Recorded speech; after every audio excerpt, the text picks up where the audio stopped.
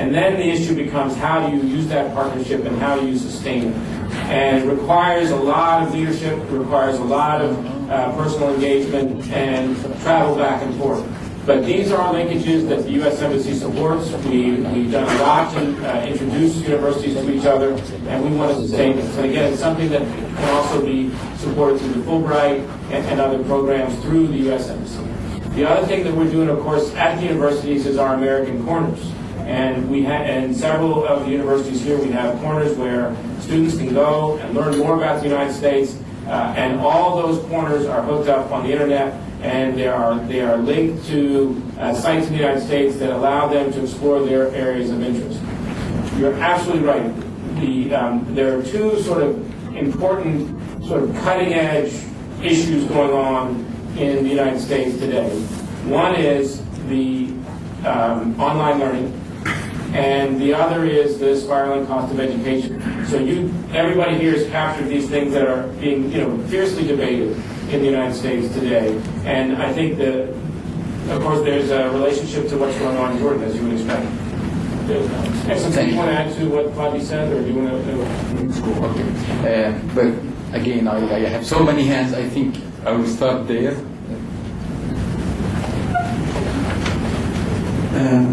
اسمحوا لي أن أتحدث باللغة العربية. أنا الصحفي خالد الخواجة من جريدة الرأي، متخصص بالأمور التعليمية. بس بدي أحكي عن 3 محاور. المحور الإعلامي، حقيقة أنا المعلومات اللي سمعتها من سعادة السفير ومن السيد طلال أبو-غزالة حقيقة معلومات جديدة، معلومات كبيرة، معلومات مهمة. المحور الثاني انه يعني الاعلام يجب ان يكون على الترافق او مقرر من هذه المعلومات المهمه حول التعليم بالاردن. موضوع اللغه الانجليزيه ضروري، يعني الان اللغه الانجليزيه تدرس لابناء الطبقات الغنيه وفي المدارس المتميزه، او تحولت الى تجاره عبر الدروس الخصوصيه.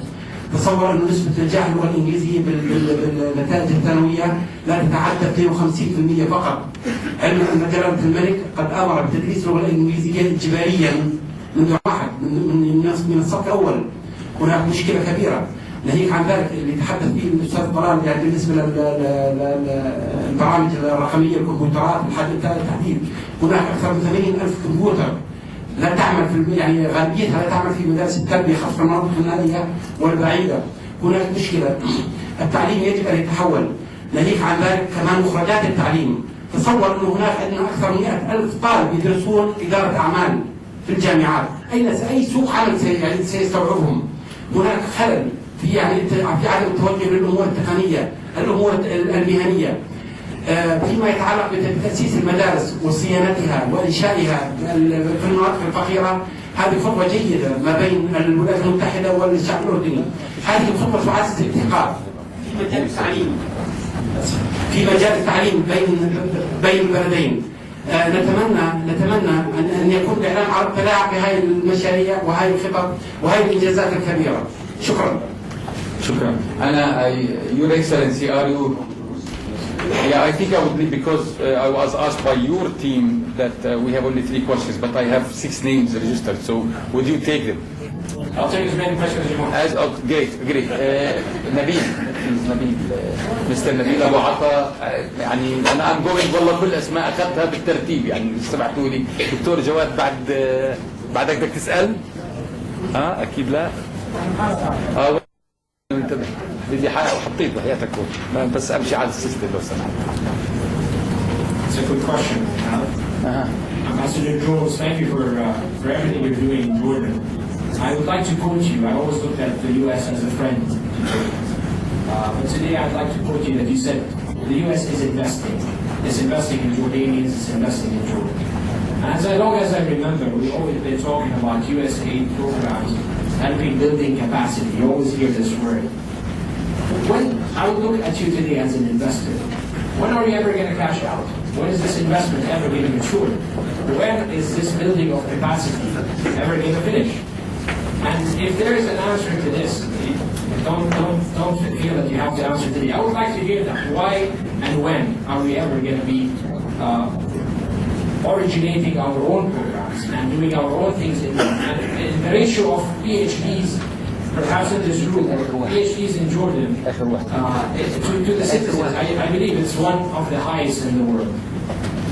Education is great, and educating Jordanians in the U.S. is great, but what are we using these talents for in Jordan? Which are these mega projects that the government should be paying for, but we hope that the U.S. is directing the aid towards these mega projects where we can use our talent. And for Mr. Abu-Ghazaleh, I would like to invite you to look at an education model that Dr. Mustafa knows about, the Jubilee School model.